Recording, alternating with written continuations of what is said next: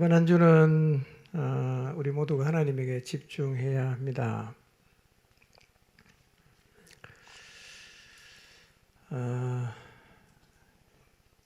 저는 무엇보다 우리 마음에 드리워진 어둠의 구름이 거치고 빛 앞에 다 나와서 하나님의 평강과 기쁨을 회복하는 한 주가 되시기를 바랍니다. 우리의 마음 상태에 따라서 보이는 게 완전히 다릅니다. 엘리사가 봤던 것과 사환이 봤던 것은 완전히 다른 거였습니다. 나는 지금 뭘 보고 있는가? 나는 아람 군대를 보고 있는가? 아니면 하나님의 불병거와 불말을 보고 있는가? 아람 군대를 보고 있다면 우리는 두려움에 떨고 있을 것이고, 하나님의 불병거와 불말을 보고 있다면 우리는 하나도 두려워하지 않을 것입니다. 여러분, 엘리사가 사환에게 했던 말을 꼭 기억하십시오. 우리와 함께한 자가 그들과 함께한 자보다 많다. 이걸 꼭 잊지 마시기를 바랍니다. 삼위 하나님이 함께 공생의 사역을 시작했지만 그렇게 하나님의 인정을 받고 잘 준비된 상태로 시작이 된 예수님의 공생의 사역은 우리가 생각하는 것처럼 꽃길이 아니었습니다. 거침이 없고 막힘이 없는, 그저 마음만 먹으면 달려갈 수 있는 그런 길이 아니었어요. 의외로 성령께서는 예수님을 광야로 이끄셨습니다. 그리고 그곳에서 마귀에게 시험을 받게 하셨습니다. 왜 메시아인 그분을 성령께서 이끌어 가셔서 마귀에게 시험을 받게 하셨을까요? 그분이 메시아로서 이 세상을 구원하는 사역을 감당하기 위해서는 마귀와의 싸움은 피할 수 없다는 얘기입니다. 이겨야 되는 거죠. 여러분, 우리도 똑같습니다. 우리가 영적 전쟁에 이길 수 없다면 사역의 자리에 설 수 없고, 영적 전쟁에 이길 수 없다면 하나님이 주신 사명의 자리에 절대로 못 섭니다. 우리가 그리스도인으로 하나님이 주신 사명을 이루는 삶이라는 게 그러니까 그렇게 간단치 않다는 겁니다. 교회만 다니면 다 할 수 있는 게 아니라는 얘기입니다. 영적인 힘이 있어야 되고 붙으면 이길 수 있는 그런 사람이 될 때 우리가 하나님으로부터 부여받은 사명을 감당하게 된다는 사실을 잊지 마시기를 바랍니다. 성령께서 예수님을 광야로 이끄셨다. 이게 무슨 의미입니까? 우리 모두에게도 광야가 필요하다는 얘기입니다. 광야 나쁜 것 아닙니다. 물론 고통스러울 수 있어요. 매우 힘겨울 수가 있습니다. 그러나 광야는 하나님을 믿는 모든 사람에게는 반드시 거쳐야 하고 가끔씩은 가야 되는 곳입니다. 여러분, 혹시 광야에 서 계십니까? 좌우를 둘러봐도 여기 어딘지도 모르겠고 아무도 나에게 도움을 줄 수 없는 그곳에서 여러분 힘들어하고 고뇌하고 고통스러워하고 계십니까? 왜 하나님이 나를 이곳으로 데리고 갔는가 원망하고 불평하는 마음이 생길 수 있습니다. 그러나 꼭 기억하십시오. 성령께서 이끌어 가셨다는 사실을, 그분이 나를 이끌어 가셨어요. 왜 데리고 갔을까요? 하나님도 깊이 만나라고. 여러분, 우리의 삶이 문제가 없을 때는요, 우리 자발적으로 하나님을 안 찾을 때가 있어요. 하나님 안 찾아도 뭐 사는데 별 지장 없으면 우리 하나님을 잘 안 찾죠. 그때 성령께서 우리를 광야로 데리고 가십니다. 힘든 것이죠. 여러분, 혹시 광야에 서 계신다면 치열하게 싸울 마음의 전의를 가지시기를 바랍니다. 그리고 거기서 싸워서 이기시기를 바랍니다. 광야는 넓혀지는 곳입니다. 광야는 깊어지는 곳입니다. 광야는 내가 만들어지는 곳입니다. 우리는 광야에 가지 않아도 우리 스스로 잘할 수 있다고 생각하지만, 그러나 모든 인간은 하나님이 광야로 이끌어 가지 않는 한 하나님에게 집중을 잘 안 해요. 그게 우리입니다.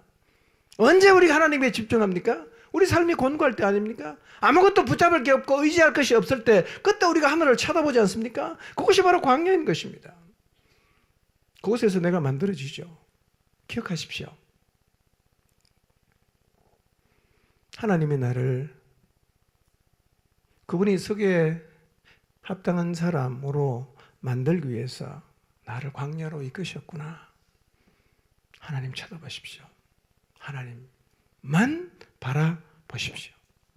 그러면 고통스럽긴 하지만 여러분의 영혼에 하나님의 은혜가 풍성하게 임하고 어떤 상황이든 감당할 수 있는, 이길 수 있는 하나님의 사람으로 서 있는 모습을 여러분 스스로가 확인하게 될 것입니다. 여러분, 은혜가 크고 성령의 역사가 크면 교회는 문제가 없어지는 게 아니라 오히려 사단의 방해, 공격이 훨씬 더 커진다는 사실을 기억하십시오. 목장이 성령 충만할 때, 은혜가 충만할 때 탄탄대로 갈 것 같지만 사실은 그렇지 않아요. 더 사단이 들어와서 해집고 분열시키고 흐트러 놓으려고 합니다. 교회는요, 이거를 이길 수 없다면 사명의 자리에 못 서요. 어떤 식으로 공격을 해와도 우리는 이길 수 있어야 됩니다. 놀라운 사실은 주님이 이기셨던 것처럼 우리도 이길 수가 있다는 거예요. 이길 줄 알아야 됩니다. 승리할 줄 알아야 돼요. 그러지 않으면 감정에 따라 그냥 막 업됐다 갑자기 그냥 푹 떨어지게 돼 있습니다. 시험을 이길 수 있는 저력이 없는 교회는 하나님이 주신 사명의 자리에 사실은 서보지도 못합니다. 꼭 기억하십시오. 우리는 이길 수 있어요. 우리 안에 주님이 계시잖아요. 성령님이 계시잖아요. 말씀이 우리 앞에 있잖아요. 지는 게 이상한 거예요. 지는 게 이상한 거예요. 마귀가 접근하는 원칙 두 가지를 꼭 기억하시길 바랍니다. 첫 번째 뭐였습니까? 연약할 때를 노려요. 여러분 살다 보면 연약해지는 때가 있어요. 마음이 연약해지고 경제적으로 어려워지고 육체가 연약해지고 그럴 때 있죠. 그때 사단이 치고 들어옵니다. 완전히 주저앉히려고요. 여러분 그래서 연약할 때는 더 많이 기도하셔야 됩니다. 연약할 때는 살겠다는 일념 하나로 말씀의 자리로 나가셔야 됩니다. 연약할 때는 살기 위해서 주님을 잡아야 됩니다. 그때 여러분 살아보겠다고 세상 기웃거리면 여기 기웃거리고 저기 기웃거리고 살아보겠다고 하면 완전히 주저앉게 되어 있습니다. 연약해질 때는 하나님에게 집중하시기를 바랍니다. 그러면 길이 생깁니다. 길이 생깁니다. 두 번째 사단은 약한 부분을 집중하여 공격합니다. 다 우리 약한 것 갖고 있지 않습니까? 저도 약한 부분이 있어요. 저도 느껴요. 사단이 내 약한 부분을 계속 공격하는구나. 이걸 제가 느낍니다. 약점을 공격하면 어떨까요? 힘들죠? 힘듭니다. 예. 때로는 어떤 생각이 나를 사로잡으면 나는 생각 안 하고 싶은데 이 생각을 내가 멈출 수 있는 힘이 없을 때 굉장히 곤혹스럽습니다. 그래서 정신병 걸리는 거예요. 생각 안 하고 싶은데 이게 생각을 내가 멈출 힘이 없으면 어떻게 하겠어요? 삶이 굉장히 고통스러워지죠. 여러분, 사단이 우리 약점을 공격할 때요, 속절없이 무너지지 마시기를 바랍니다. 그때 기억해야 될 게 뭐냐? 하나님, 그분을 향한 믿음이에요. 나를 사랑하시는 하나님, 나의 주인 되시는 하나님, 언제나 호의를 베푸시는 하나님, 나와 함께 하시는 하나님, 하나님을 기억하고 구름을 걷어내고 우리가 다시 일어서야 합니다. 속수무책으로 당하지 마시고 내 약점 공격하면 나도 내 약점 알지 않습니까? 실험하면서 극복해야 됩니다. 그래서 똑같은 걸 반복하시면 안 돼요. 지면 계속 괴롭힙니다. 여러분 사단에게 지면 사단은 절대로 안 떠나갑니다. 계속 나를 붙잡고 그냥 완전히 그냥 주저앉을 때까지 공격하거든요. 약점이 있지만 이겨야 됩니다. 이길 수 있어요. 어떻게 해요? 하나님 붙잡으면 이깁니다. 가끔씩은 저 자신이 이런 생각을 합니다. 참 내가 믿음이 없구나 라는 생각을 할 때가 있어요. 여러분 인생을 살다가 고뇌하고 절망하고 다 포기하고 싶을 때가 있죠. 그런데 생각해 보십시오. 하나님 살아계신 거 정말 믿으십니까? 그것만 믿어도 우리가 주저앉지 않을 수 있어요. 하나님 살아계신다. 이것만 믿어도요, 우리가 포기하지 않을 수 있습니다. 그런데 사실은요, 우리는 하나님이 살아계신다는 사실 자체도 믿지 못하는 것처럼 그렇게 쉬 무너지고 절망하고 좌절한단 말이에요. 여러분, 자꾸 여러분의 마음이 주저앉고 가라앉을 때요, 꼭 기억하십시오. 하나님이 살아계신다는 거 기억하십시오. 그분은 우리에게 호의를 베푸시는 분 아닙니까? 나를 창조하신 나의 주인이 아니십니까? 지금도 나를 사랑하시는 분 아닙니까? 십자가가 무엇입니까? 십자가는요, 내가 달려야 되는 곳이었어요. 내가 달려야 되는 곳이었습니다. 내가 거기 달려서 형벌을 받아야 되는 것이 십자가입니다. 그런데 그 십자가 누가 지셨어요? 예수님이 지셨잖아. 십자가는 내가 너를 이만큼 사랑한다는 얘기입니다. 하나님 절대로 여러분 포기하지 않습니다. 여러분이 하나님이 날 사랑하지 않는다고 실망하고 좌절하는 그 순간에도 우리를 향한 하나님의 사랑은 절대로 변하지 않는다는 사실을 믿음으로 확인하시기를 바랍니다. 믿어야 돼요. 뭘 믿어요? 거창한 믿음 아니에요. 하나님 살아계십니다. 하나님 나 사랑하십니다. 이것만 믿어도요, 우리는 절망하거나 좌절하지 않을 수 있어요. 그러니까 우리가 주저앉아 있다면 그것조차도 지금 못 믿고 있는 겁니다. 하나님을 믿으시기 바랍니다. 믿으십시오. 계속 당하면서도 약점을 극복하지 못하면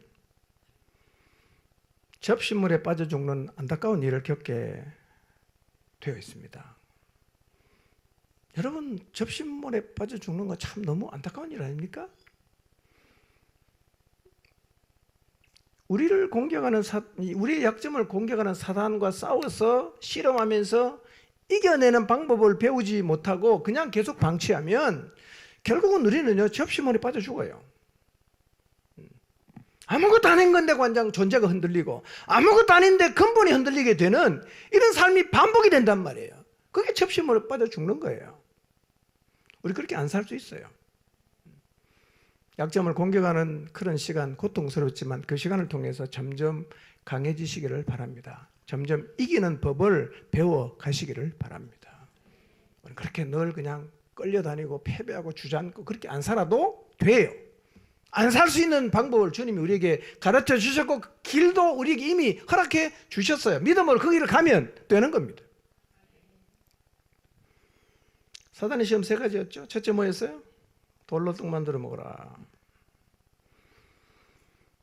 여러분, 예수님은 돌이 있어야 떡을 만들 수 있는 분 아니죠? 그분은 돌 없어도 떡 만들어 먹을 수 있습니다. 그런데 왜 안 만들어 먹습니까? 메시아의 사역을 감당하기 위해서 하나님이 주신 그 힘을 개인적인 문제를 해결하는 데는 쓰지 않았다는 얘기입니다. 여러분, 주님을 따라가는 우리의 길이 힘들고 어려워도요, 그 힘을, 우리가 갖고 있는 힘을 개인적인 안위를 지키는 데만 쓰려 하지 마시기를 바랍니다. 주님이 주신 십자가를 지는 데 그 힘을 사용하시기를 바랍니다. 저는 이 주님 말씀이 굉장히 마음에 깊이 와닿았어요. 사람은 떡으로만 사는 존재가 아니다. 하나님의 입으로부터 나오는 모든 말씀으로 사는 존재다. 굉장히 저는 의미가 있는 말이라고 생각합니다. 인간은요, 떡만 먹고 사는 존재가 아니에요. 우리는 하나님의 입으로부터 나오는 말씀을 먹어야 살아갈 수 있는 존재로 처음부터 그렇게 창조가 되었습니다. 이 사실을 기억하시길 바랍니다. 인간에게 떡이 필요하죠. 밥이 필요하지 않습니까? 그러나 떡만 먹고 사는 존재가 아닙니다. 그렇기 때문에 먹고 사는 문제, 편안하고 안락한 삶을 사는 것을 인생의 절대 가치로 삼지 않아야 됩니다. 주님 따라가면 고난 올 수 있죠. 십자가 져야 됩니다. 그래도 안락한 삶을 잡지 말고 하나님 말씀을 붙잡아야 됩니다. 그리고 십자가의 길을 걸어가야 합니다. 두 번째로 뭐였어요? 성전 꼭대기에 뛰어내리라. 뛰어내리면 받아줄 거야. 그러면 하나님 아들인 거 모든 사람이 다 알아줄 거야. 사실은 이것은 이스라엘 백성이 원하는 메시아 상이기도 했습니다. 주님 뭐라고 말씀하십니까? 주 너의 하나님을 시험하지 마라. 그걸 끝냈어요. 여러분, 예수님 말씀 기억하십시오. 우리도 하나님 시험하면 안 돼요. 하나님 시험하지 말고 하나님을 믿으시기를 바랍니다. 이스라엘 백성이 광야에서 늘 하나님을 시험했잖아요. 우리도 그러고 살 가능성이 굉장히 높아요. 그러나 기억하십시오. 하나님을 시험하지 마십시오. 하나님을 믿으시기를 바랍니다. 하나님을 믿으세요. 그러면 세상이 달리 보여요. 하나님을 진실로 믿으면 삶이 우울한 게 아니라, 삶이 고통스러운 게 아니라 감사하고 찬양하고 감탄할 일이 너무나 많다는 것이 우리 눈에 보이게 되어 있습니다. 저는 우리 모두가 하나님을 찬양하고 감사하고 감탄하며 살아가게 되기를 바랍니다. 시편 136편 꼭 읽어보십시오. 그 말씀을 읽어보십시오. 그러면 여러분의 삶 속에 감사할 일이 너무 많다는 사실을 깨닫게 될 것입니다. 세 번째 시험 뭐죠?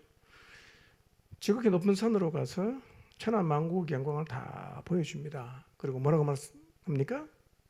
절해라, 다 준다. 여러분, 하나님의 역사는 하나님의 방법대로 이루어 가야 됩니다. 하나님은 우리에게 과정 없는 영광을 약속하지 않으셨어요. 고난 없는 영광을 약속하지 않았습니다. 과정 없는 영광, 절만하면 다 주겠다. 이게 다 사탄의 속임수입니다. 십자가를 안 지고도 사명을 감당할 수 있다. 다 거짓말입니다. 그런 얘기 여러분에게 사단이 와서 속삭이면 우리는 뭐라고 대답해야 됩니까? 예수님처럼 사탄아 물러가라 이렇게 말해야 되는 거예요. 십자가 지지 말라는 거죠. 베드로도 예수님 십자가 지지 말라 그랬잖아요. 그때 예수님 뭐라고 말씀하십니까? 사탄아 물러가라 그랬습니다. 십자가를 지지 않아도 된다고 말하는 건 다 누가 하는 얘기입니까? 이 전부 사탄이 하는 얘기예요.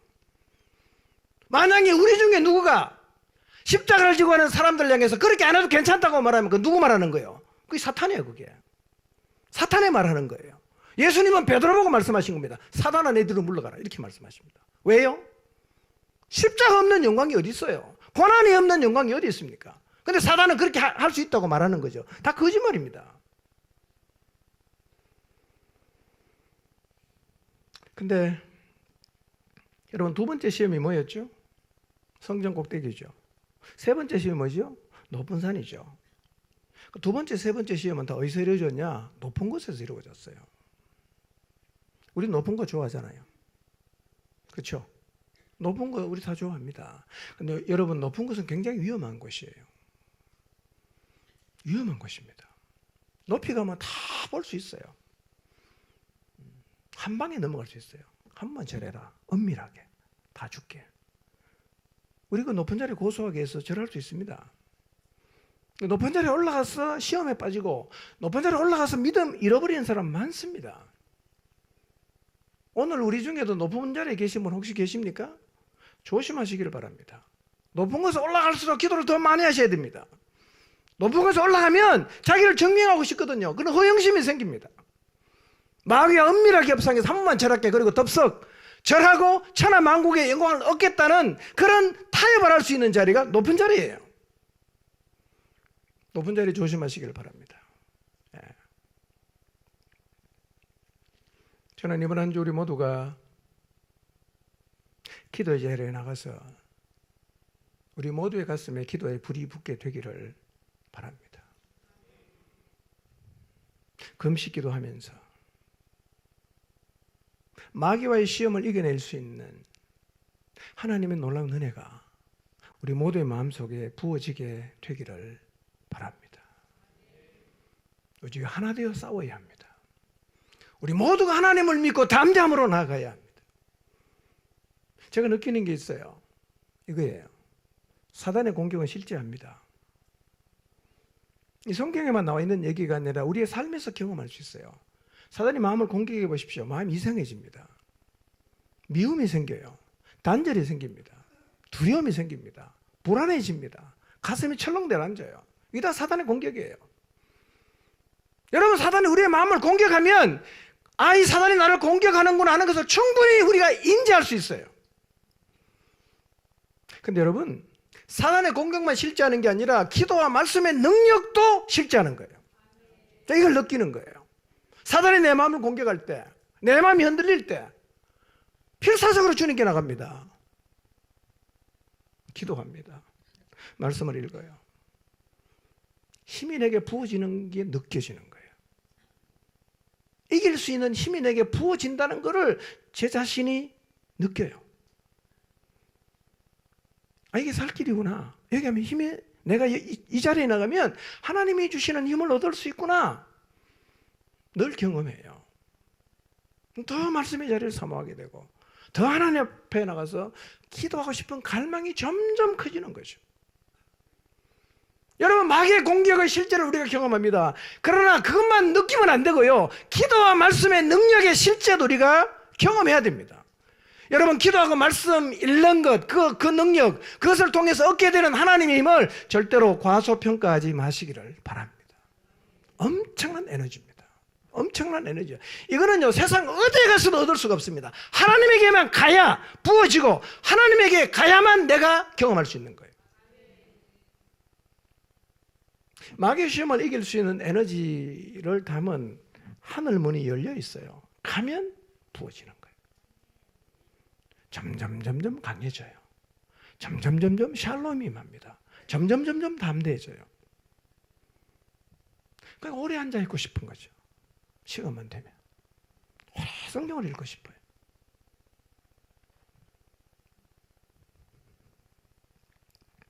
사는 길이니까요. 여러분, 하나님이 여호수아에게요, 가나안 정복을 어떻게 하라고 말씀하셨어요? 가나안 정복의 힘이 어디서 나온다고 얘기합니까? 율법책을 내 입에서 떠나게 하지 마라. 주야로 그 말씀을 묵상해라. 그러면 너 가나안 정복할 수 있다. 무슨 군사 전략을 알려주는 것도 아니고, 하늘에서 무기를 내려주는 것도 아니고, 아무것도 안 줍니다. 뭐라고 말씀하시냐? 말씀을 네 입에 둬라. 말씀 묵상해라. 그럼 이긴다 이거예요. 여러분, 여호수아 가나안 정복했습니까? 했습니다. 뭘로요? 이걸로 안 지금 이걸로. 세상 어떻게 정복합니까? 똑같은 이치입니다. 기도와 말씀의 자리에 창념하면 에너지가 부어집니다. 여호수아가 가나안 정복했던 것처럼 우리가 이 땅을 정복할 수 있습니다. 기도와 말씀은 나를 이렇게 세울 수 있습니다. 기도와 말씀은 나를 시험에서 충분히 이길 수 있는 넉넉한 힘이 됩니다. 이 사실을 믿으시기 바랍니다. 이번 한 주 꼭 경험해서 알아가게 되시기를 바랍니다. 여러분, 영혼의 상태가 고갈되어 있다면 며칠간 기도해도 갈증이 굉장히 더 많이 생길 수 있어요. 계속 머무르십시오. 계속 기도하십시오. 에스겔 47장의 그 성전 문지방에서 흘러내리는 물이 강을 이룰 때까지 계속 앉아 있어야 되는 거예요. 세상 기웃거리지 마시고요. 세상 기웃거리지 마시고 생수이신 하나님이 우리의 마음에 계속 흐르게 해야 돼요. 이 놀라운 힘은 돈 주고도 살 수 없고 어떤 사람에게도 받아낼 수 없어요. 하나님에게 가야만 합니다. 이번 한 주 우리 모두 성령의 충만을 입고 내가 원하는 길을 가는 게 아니라 성령에게 이끌려 우리 안에 담겨진 살아있는 하나님의 말씀으로 마귀의 시험과 유혹에서 승리하시기를 주님의 이름으로 축복합니다. 기도합니다.